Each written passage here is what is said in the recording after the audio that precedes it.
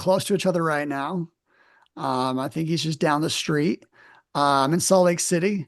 Um, and Gabe's near. Yeah, not too far. Salt Lake area, but SmartScout's based out of Logan. So Yeah. Mhm. So I was in I think it was Salt Lake once. Was the first Prosper show in Salt Lake? It was. Yeah, Yeah, that's the only time I've ever been there. really. But yeah, I was there for that. Yeah, it was the first one. You're an OG if you were there. Yeah, we should make it there again. Yeah, I know, right? Right? Well, How fun would that be for enough you of these guys? enough of these Vegas parties. All right. All right, well, let's get started. Before we hand it over to our panelists, just quick housekeeping notes. We are going to be taking questions, so definitely type those into the chat if you want your question answered. We'll get to them towards the end of the presentation. Or if it seems, super relevant to whatever we're talking about in the moment, I might just chime in and toss questions to you guys. I'll be keeping tabs on them and flagging them as we go. And yes, we are going to send out a recording of the session. So if you have to go take a call or something, we've got you covered. But that said, we hope you stick around for the entire session. We have a really good one prepped for you today. We're going to be talking about how most brands are optimizing their campaigns, they're tightening bids, they're chasing better and better ROAS, but they're often overlooking their most powerful profit lever, which is price. So our first panelist is Scott Needham. Scott is the CEO of SmartScout, a complete Amazon marketplace intelligence platform. It gives sellers, agencies, and investors an unmatched view of Amazon's ecosystem, connects brands, products, sellers, keywords, and ads into one powerful data platform. And then in addition to his work there, Scott was and is, I think, a very successful seller who brings years of experience. Um, and he's a must follow on social media for anybody in this industry. So definitely go do that. And joining him today is Jordan Schanzer, the founder and CEO of Flashpricer. He brings over 15 years of experience in e-commerce SaaS and deep experience, particularly in automated repricing. He helped pioneer modern repricing technology, collaborating directly with Walmart to build their repricing API. And he's a seasoned seller himself. So he's managed more than 80 million in sales across Amazon and Walmart, was an early repricing panelist at the very first Prosper show that we were just talking about. And he continues to be recognized as a leading voice in pricing strategy. So let's break the ice with you guys. I have just a quick question. We're 33 days away from Cyber Monday. Can you each maybe give me a 60-second tip or trend or prediction of something for Cyber Monday 2025? Maybe Scott, let's start with you, not to put you on the spot, but No, no, anything I'm interesting sticking out you, this you, year? the first thing like with Cyber Monday is we're getting into it, just enjoy it. It's fun. Um, it's like the efforts that you do as like a seller, they just work. So your work all year long kind of like comes to fruition there. Um, it's been soft on some of the deal days this year. And I do think that there's some tariff pressure. I think the deals just aren't quite as what they were in previous years. People are like, hey, maybe let's pause on the deepest discounts in the world because of some of the uncertainty. So I don't expect, I mean, the last two were a little on the soft side. Usually Amazon goes for like a 10% growth or so like a meaningful growth every year. And so, uh, but I mean, that said, even if it's as big as last year, that's still huge. I mean, I don't know if people like recognize, what is it, 500 billion plus that happens on the Amazon marketplace. So I don't know. You can still win. Um, uh, I could blabber on forever about Cyber Monday, but let's let Jordan, Jordan. Yeah, why don't we let you yeah. jump in? I'm gonna just reiterate some of those points. So like you touched on some of the things that I was gonna say anyway, right? Like as e-commerce sellers, Amazon, Walmart, marketplace specific or beyond, we don't. I mean, when I was a seller, I just always try to compare to that. I didn't live and die for those days, right? Like it wasn't like the whole year was made or broken based on those days. They are, as Scott said, a culmination of your hard work throughout the year, an opportunity to eke out additional sales and profit and escalated sales and profit. You will see during those days as a result of the marketing that these channels are doing on behalf of these special, not special days. And it's just, just enjoy it. But more so than that, like I used to sit around on those days and watch how fast certain products were moving and see if there was opportunities to, instead of like a lot of people are running promotions and discounts and stuff like that. We're saying, Scott saying that tariffs and other pressures have shown rising costs sort of thing. And so like I find it to be an opportunity to actually, on those really fast selling products, those are going to sell fast at whatever price you sort of put them up at, right? And so while I don't want to see you jumping by $5 in a clip, you could slowly start to increase your price during those days as you see velocity on specific SKUs or something like that. So just flying through the roof, right? Like, and just gain extra profit. Like you sometimes don't need to sell all of those products or sell through them. Just enjoy the additional profit on the really fast moving SKUs. Again, to the point of like, not really sure. I'm not super optimistic on the fact that we're going to blow last year's numbers out of the water.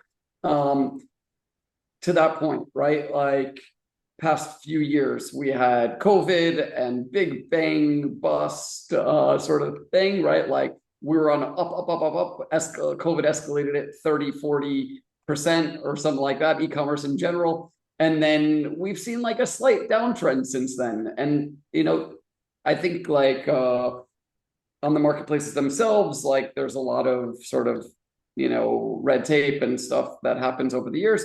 So that makes it harder to sell in general. But on top of that, like people aren't spending as much and it's just gotten more difficult. So like, yeah, let's try to be flat with last year or increase by a little bit, right? And be happy with that, because even though COVID accelerated by 30%, we've fallen back from there, and now we're seeing like continued like slower-ish sort of growth, but we got to be happy with that because as e-commerce sort of becomes bigger portion of the entire retail space. So that's my take on that one. Makes sense. Thanks, guys. Lot to look forward to. Just over 4 weeks away, I guess, until crunch time. So I guess let's turn it over to Scott to jump into the first section of our presentation today. So Yeah. take it away, Scott. So, this year's been kind of unique. It's got its own story, and that story is like we all learned how to spell the word tariff. It's something that like in April when it was announced, like just kind of been intense back and forth. And some businesses, some Amazon, and this is actually a story that we worked on to uncover that Anchor, the brand, in a organized way, raise their prices on about a third of their catalog. So people are raising prices, and like there's a pressure, but we're also seeing so many people not raising prices. They're doing everything they can. They're either eating that margin, so maybe they're not as profitable, or maybe they have deeper inventory that they purchased or they snuck through, whatever. The price is getting raised isn't happening maybe as fast as we thought. But still, it is the story of the year, and got in a lot of conversations sometimes either they're large brands or small sellers just wanting visibility around what are their options? What are the impacts if they make a big decision? And because there's a lot of factors, and let's jump into the factors that people have for pricing. So We have your profitability. That's kind of like 101, like that's tariffs, COGS, what you actually have to cover in terms of just making a profit. Then another factor is you want to look at your competition's doing. If it'd be awesome to be a category of one product, but often you have, 3, 4, 5, 10, maybe even 50 competitors, and it does matter what your price is. I've had the unfortunate life of selling in the ping pong paddles space, and there's 200 different types of ping pong paddles, and it's very interesting to see that like when we would like price way below our competitors, how that shot us up some of the sales. Whereas if we just priced the same price, like it was harder. We didn't have as much leverage. So there's the competitive landscape. Then there's seasonality. Things change if you're in Q4. Actually, I do know one product that changes by season. It's the Elf on the Shelf. I think the regular price throughout the year is like one price, $19.99, and then or $24.99, and then like I think once it like hits Q4, they raise the price a few like $5. They change the MSRP. So seasonality is also something that like is real and impacts some products that are in season or out of season. And then you have to consider other retail channels.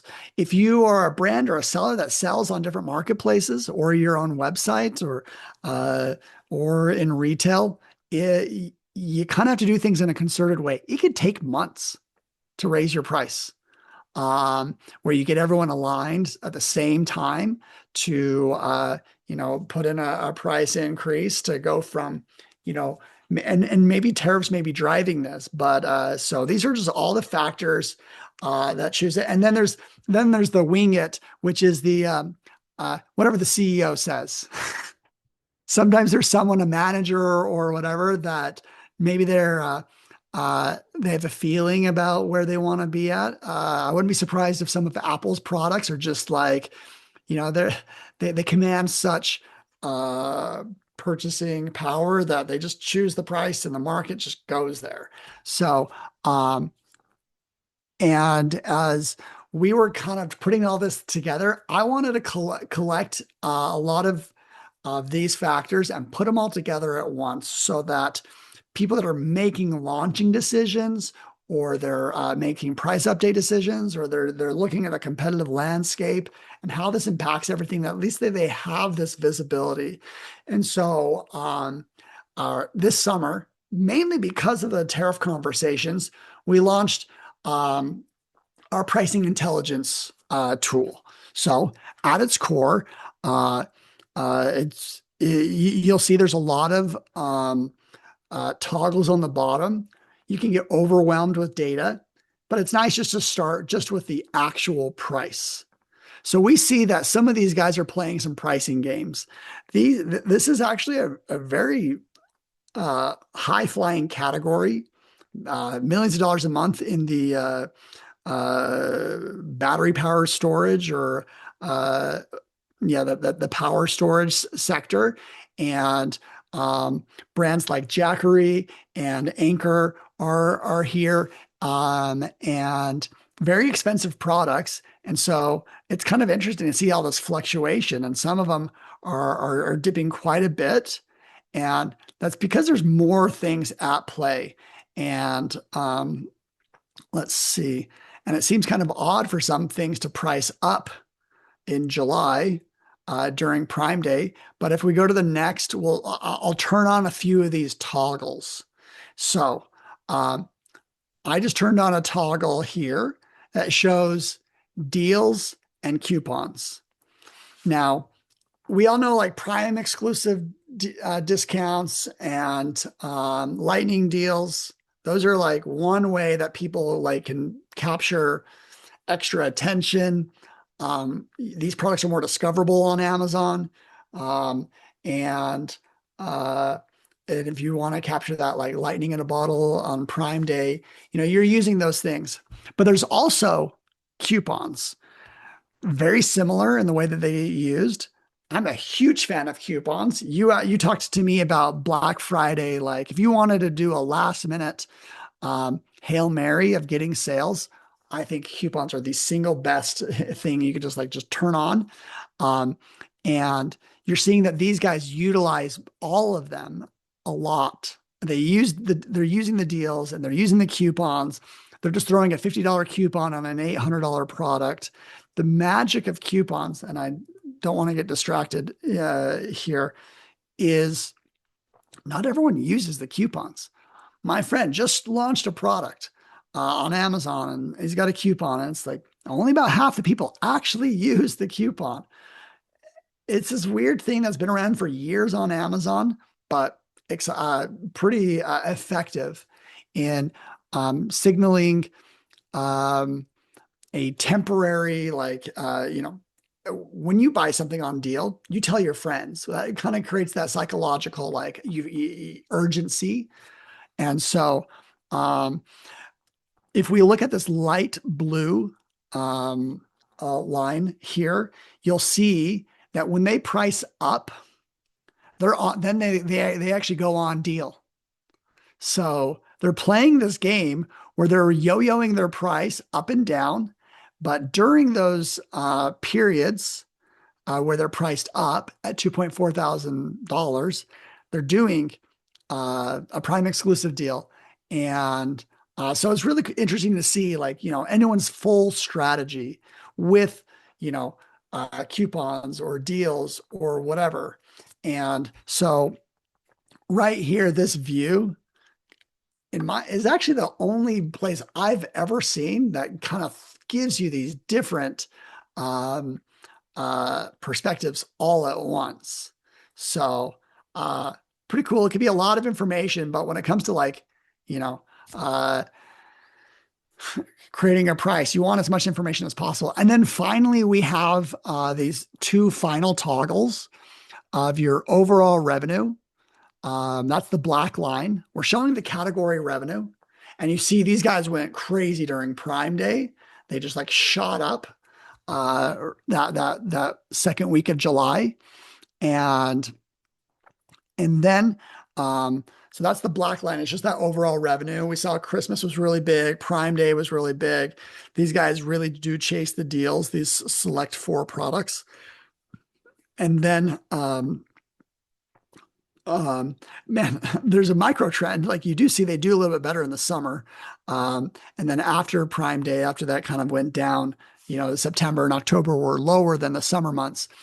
But the final thing I'd point out that we wanted to try and capture without throwing too much information at you is the stacked bar charts beneath it, which represent market share respective of each other. So we have, purple, pink, blue, and orange. Over the last year, they've had some wild changes. And actually, orange was strong before Prime Day, did pretty well on Prime Day, but afterwards, they've lost market share to the purple. And so, if people are making pricing moves, if it's impacting market share, with every factor that we could try and throw at you without overwhelming, it's kind of the goal of this pricing intelligence, just to make informed decisions. Maybe you have to present this to other divisions of your company or different employees so that we're all on the same page of a strategy. Now, obviously this leads to changing your prices. And I don't have a lot of information, a lot of, I don't, SmartScout, we don't do any price improvements or suggestions or recommendations or changes, just the information, just the data side. And I do know that Jordan has a few things to add in regards to actually changing your price. So with that, I'll transition over to Jordan and some of the things that he's done, even for my brand on Amazon and for many others. Awesome. Great. So I'm just gonna share my screen quickly, and you'll just let me know if you are seeing it now. Yep. We gotcha. Okay, awesome. Yeah, thanks, Scott. Yeah, so Scott does a lot of the pre-me sort of work. So that's pretty cool. And I'm super excited to work together with him. We have have a interesting way of working him into the back end of my conversation. You guys will pick up on that towards the end of what I've got to say here. Uh, so we're going to look at one of the biggest blind spots in e-commerce from my perspective. And that's in the blind spots in terms of e-commerce growth, right? And that's pricing, right? So I've been obsessed with pricing for 15 years now, it turns out. And so, sellers, I think, and as I've been seeing, they're obsessing over ads, listings, logistics, but price is sort of the one lever that directly impacts both the top line and the bottom line growth. And we're going to unpack how most sellers basically set it and forget it, and how data-driven price optimization could sort of flip the narrative on all of that completely. So let's talk about how sellers and brands, how do they typically launch and scale their products today? So typically it starts with research, often through tools like SmartScout. If you're smart, they'll find promising categories, validate demand, and measure competition. Once the opportunity looks big enough, the seller sources the product and either private labels it or manufactures it themselves. They build a great listing. It looks at they look at their competitors' prices. They pick a price relative to those competitors. And that's basically where it stops. That price is usually never revisited. Months or even years can go by without a single price adjustment, and rinse, repeat sort of thing for the next product. So sellers and software providers, here's sort of the ad spend trap, and what I call it, let's say the ad spend trap. And me as like a software solutions provider, Scott might also feel this way. Sometimes sellers, software solutions providers, businesses, we've all been sort of conditioned by Amazon, Walmart, Google, Meta, some of the biggest companies on earth, to sort of think in this brain space. Success is equal to how much you spend on your ads. And so when ads are underperforming, we talk to our ad agencies. We're told we need to tweak creatives, adjust our bids, our targeting, but never really questioning pricing. And so the endless optimization loop leaves one of the biggest performance levers that I see today completely sort of untouched. So what are the most advanced sellers doing? So the most advanced and sophisticated sellers that I'm seeing today are going beyond ads and looking beyond ads. They're running the ads, of course, but they're also testing SEO, and they A/B test product titles, optimize product images, refine bullets, invest in better content. And with ChatGPT and other LLMs that have recently emerged, that's gotten a whole lot easier. And we're seeing the best in class sort of brands and sellers doing those sorts of things.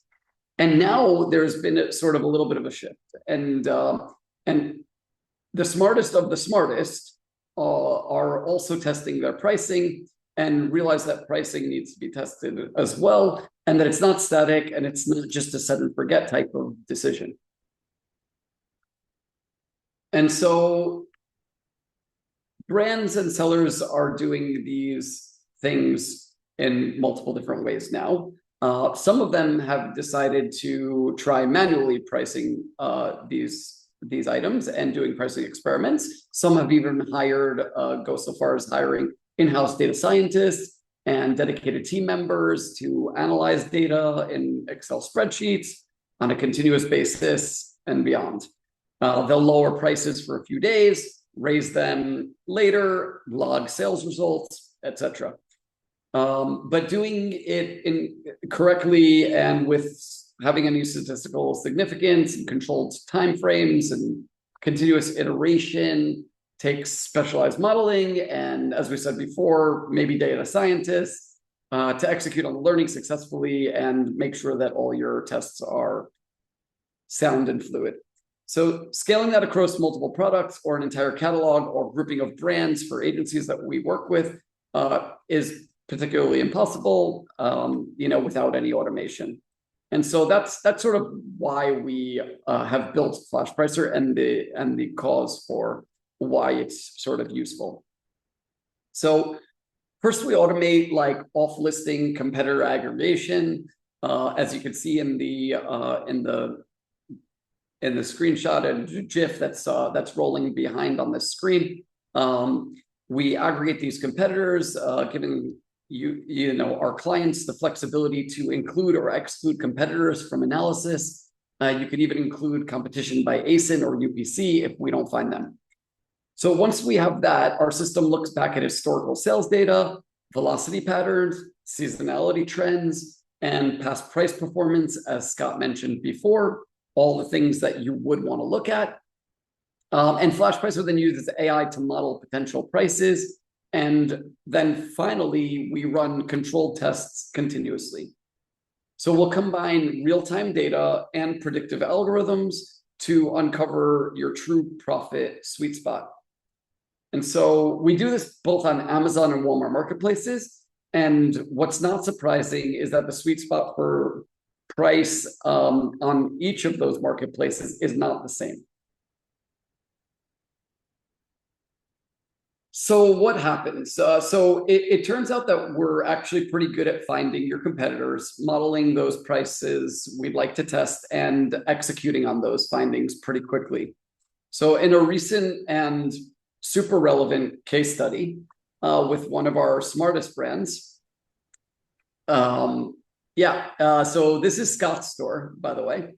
And yes, he trusted us to just mess around with his pricing.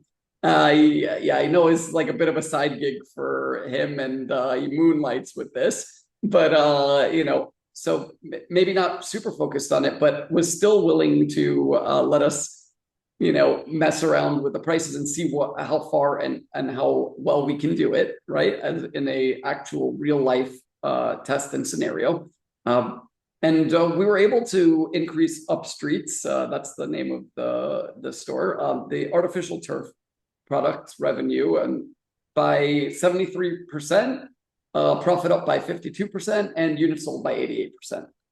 And so if you look at the images on the slide, you'll see that we generate a full AI analysis in the app since we started optimizing the prices, and we give you the before and after numbers, so it's all super transparent from before we start making any price changes to analysis and modeling and showing you which price changes we're going to test, all the way through to actually performing the analysis of the results via the use of AI and displaying that to you in app in an easy and readable in plain English sort of way.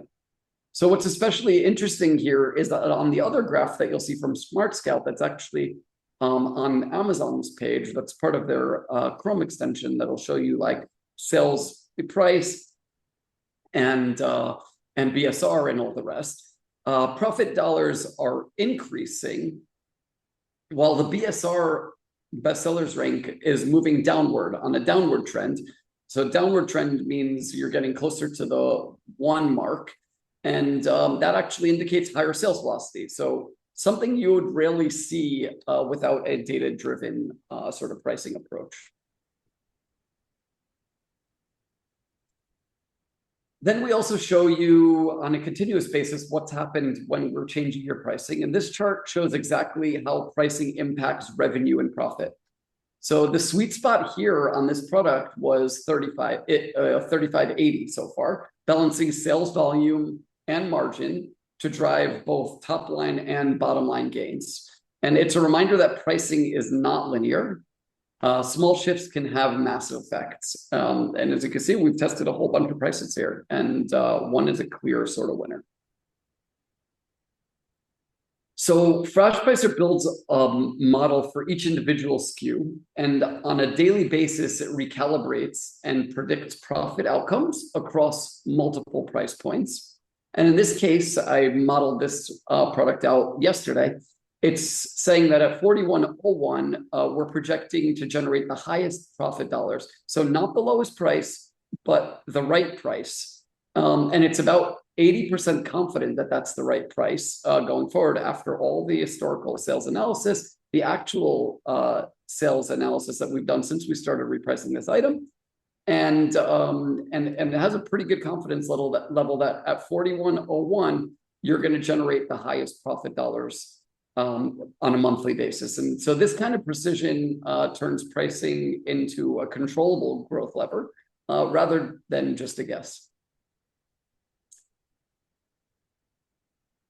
So the best results come when pricing and advertising strategies align. I know we spoke a little bit about like what ads, ads, what we're trained to do with the ads. But like Flashpricer focuses purely on profit growth, right? Of profit dollars in your pocket, right? And so what we try to do is we try to work with ad agencies. And so if we can focus purely on profit growth, and we can work with the ad agencies and or our clients or brands can focus their ad teams on efficiently keeping ACOS and TACOS steady or trending downwards, right? That's their ultimate goal. So my ultimate goal is bring more dollars into your pocket. If they can do exactly what they're doing right now, right? Spend the same or less, because that's already what you're comfortable spending on ads. So same or less or more, right? But bring ACOS and TACOS down. That's their job. And you can ask them to do that. Don't be afraid to ask them to do that, right? Like this is their opportunity to show you why they're worthwhile, right? Spend less and than you're accustomed to spending, and they can trend those ACOS and TACOS sort of down. Then we're both when we both do our jobs right, then revenue and profit compound together, and like we're completely harmonizing these two things, and you're going to be super, super happy with all the results. So that's like the best sort of scenario that's out there. We can still do our thing on the profit growth side, dollars in, or sales velocity, if that's what you choose to do within our system. But really harmonizing them together and asking your ads team or agency to, be accountable for decreasing ACOS, decreasing TACOS, and spending X amount that you're comfortable with to continue the sales velocity while we increase profit. That's like the ultimate goal, right? Like that's a huge champion. So the takeaways are sort of simple here. Don't set your price once. Treat it like a living, breathing sort of variable. Use data and automation to test continuously. And let pricing and ads complement each other instead of working sort of in silos. And so finally, before we wrap up, if you're ready to put everything that we've talked about into action, it's super easy to get started with Flashpricer. We offer a 14-day free trial. So you get set up and get a feel of what the tool looks like with zero risk. Check out what the models are modeling out for you before you even flip on the switch. Setup simple. You just connect a channel, sync your pricing strategy. I guess Scott could tell you how sort of simple it was. It is, simple in the way that it's self-service. And we can help you set it up as well, but most clients are able to sort of figure it out themselves with just a little bit of help. set strategies for profit first growth or sales velocity focus for new product launches, and then flip to profit first strategy setting. We integrate with most of your inventory management systems that you're already using, Seller Cloud, Finale Inventory, Linworks, so SKU Vault, so on and so forth. As a thank you for joining the webinar, you can use the code SCOUT50. That's the Jungle Scouts code for 50% off your first 2 months with Flashpricer. And yeah, just excited to see how quickly we can identify your sweet spot and pricing profit, and look forward to helping all of you that are out there that are ready and willing to take the step into the future of pricing optimization, in addition to all the rest of the things that you're already trying to help yourself grow your e-commerce business. And so with that, I'll pass it back to Matt and or Scott, whoever wants to sort of take over from here. But yep, I think I moved the slide, Matt. So this is the last one. I guess you could talk to it. Yeah, for sure. I'd love to save a couple minutes here for questions. Unless Scott, you had anything that you wanted to conclude with. Otherwise, No, okay, cool. We had a couple questions come in from the chat. Few people surprised that, basically the optimal price isn't always the lowest price. I think that's sometimes counterintuitive to people when we talk about sales velocity, is that it's not always the lowest price that's going to move units the fastest. So I'm wondering, Jordan, if you could elaborate on that a little bit in from a repricing angle, and Scott, maybe talk to it a little bit in, if there's any other surprising pricing patterns that you've noticed in the overwhelming amount of price intelligence data that you guys have. Anything counterintuitive or surprising that maybe people wouldn't normally think of when it comes to price? Yeah, it is sometimes a bit counterintuitive, and I'm oftentimes surprised at which price works, but I don't pretend to know what price is going to work. I let the math do the math, and the AI help us based on the models that we've trained.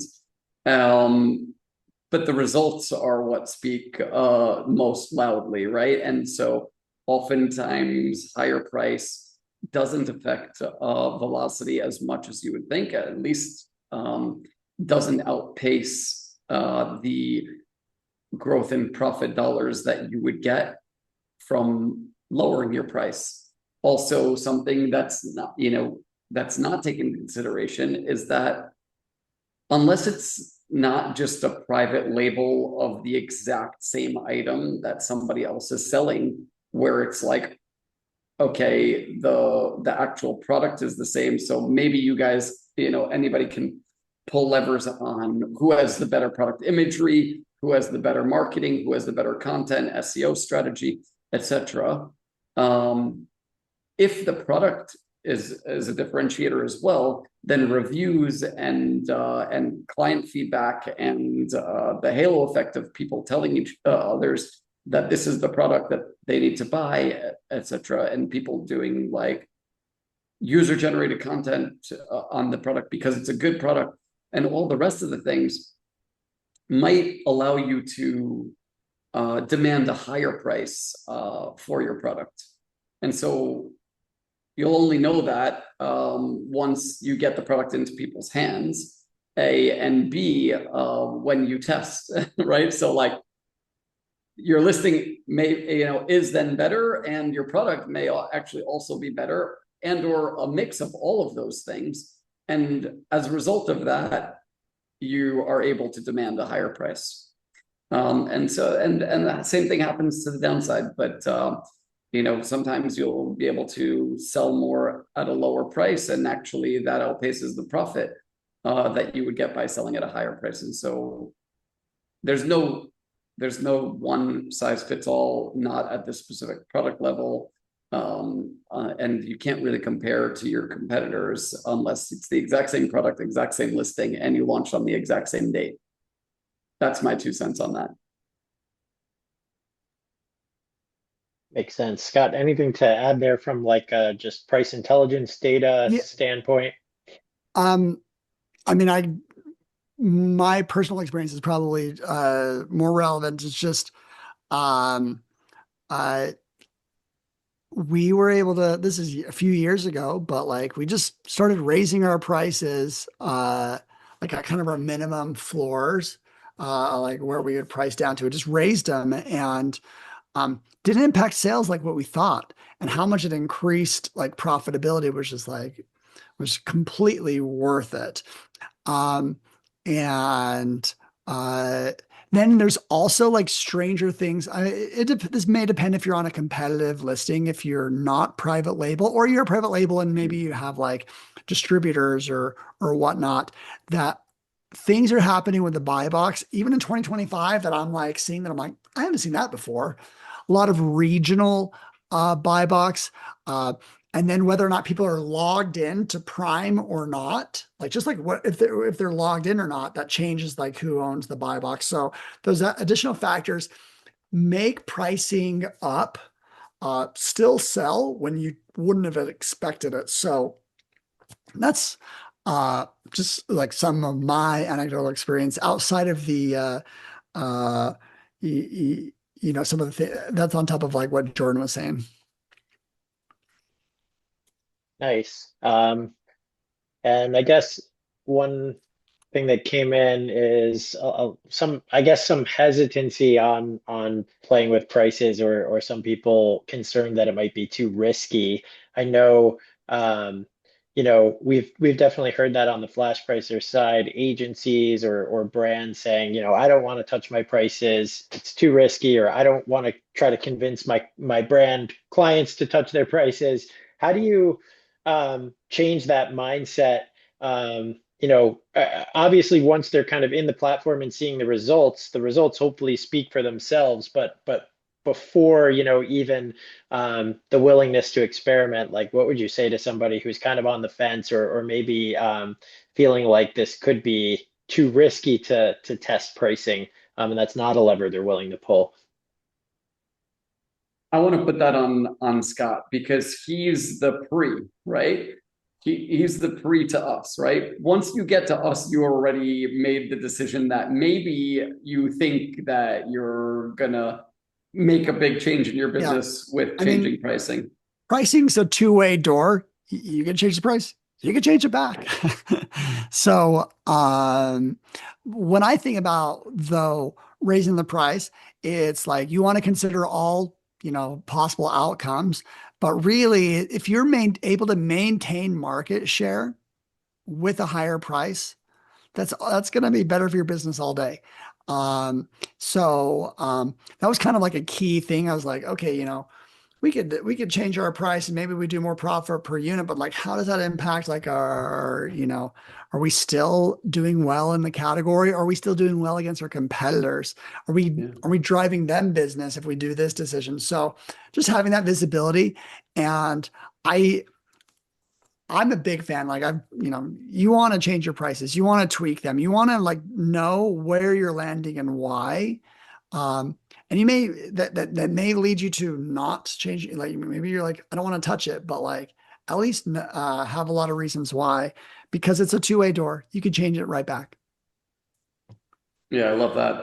Yeah, and as we were saying, like you were even showing an example, right? So like within SmartScout, you don't make those, you're not making these price changes on behalf of your clients. You're just giving them the information, what the market share looked like Mhm. when they, what the market share looked like over a period of time, and sort of like what it looked like when they changed their prices. Like I think even on that graph, like they were increasing their prices during peak time, or and then running coupons against it or something like that. Yeah.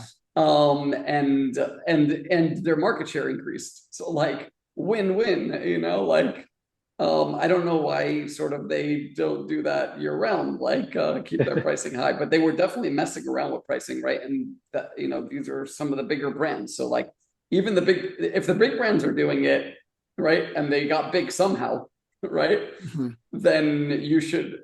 I always like to look at where people are and how they got there and sort of like mimic and or learn from those types of people, right? You're not trying to learn from people who aren't doing that or scared of doing that and have smaller brands than you're sort of running today. So Makes sense. And yeah, I just have one last question related to AI. So, how do you guys see AI, or in particular, like some of these agentic shopping agents that allow you to like search and purchase directly within ChatGPT? How do you see, all of these changing the game for sellers when it comes to pricing, listing, optimization, and the like? At least on the purchasing side, I've spent a lot of time thinking about this. They're trying to act like people would act, and they are looking at signals beyond price.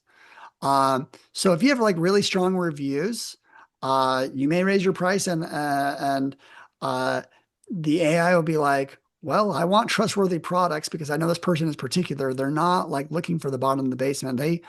Um, AI actually may even like be beneficial to the best products, to give them the ability to like really raise their prices, because the best AIs are looking at things beyond price. yeah, wow, that's a very, very good point, and not even the direction that I was going from my perspective.